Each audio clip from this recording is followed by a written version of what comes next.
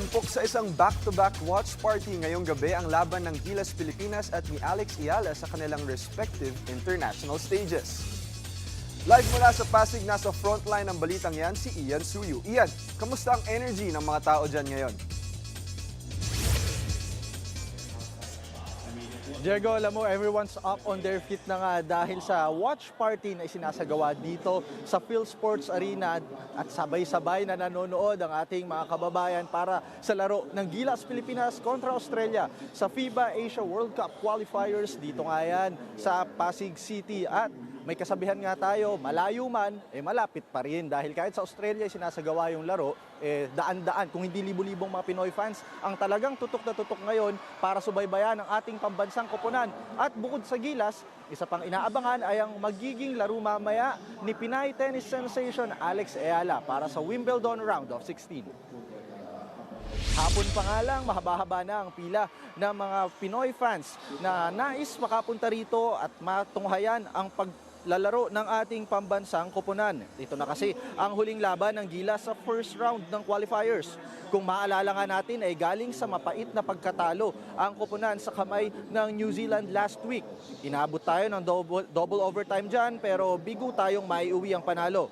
Silver lining naman dyan ang naging performance ng Gilas Young Guns na sina Juan Gomez de Liano, Kevin Kiambao at Carl Tamayo.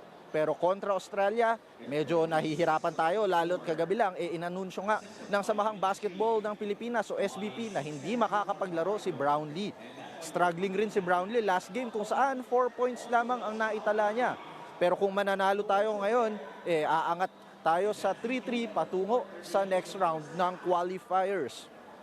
Mula naman sa basketball, lipat naman tayo ngayon sa tennis dahil isa pang kaabang-abang ay ang magiging performance ni Pinay tennis star Alex Ayala sa Wimbledon.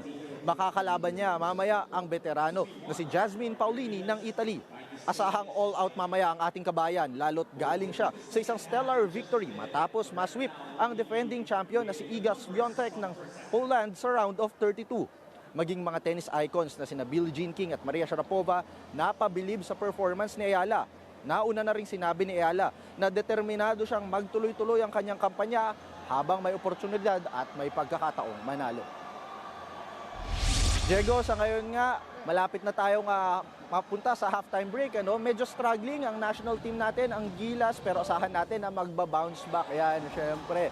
And sa mga nagnanais pa na mga pumunta na mga kapatid natin dito, magtungo lamang po kayo dahil tuloy-tuloy pa, may mga fun activities sa labas at meron ding mga free popcorns, free drinks para sa mga nais manood dito. Abangan natin kung magtatagumpay ba, double victory ba yan para sa Gilas at kay Alex, maya-maya lamang. Yan muna ang latest mula dito sa Pasig City. Balik sa'yo, Diego. Maraming salamat, Ian Suyu. Mga kapatid, Julius Babaw po.